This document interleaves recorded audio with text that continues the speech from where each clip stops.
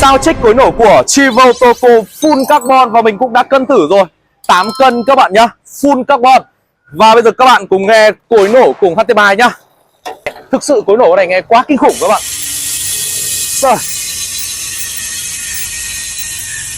Quá dã man anh em ạ.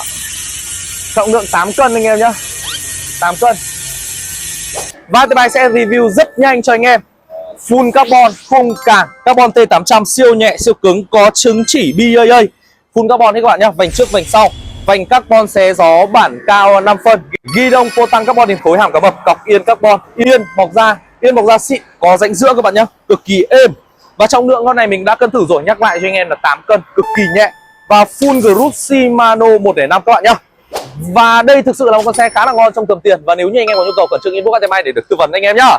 HT3 cho đúng không sai.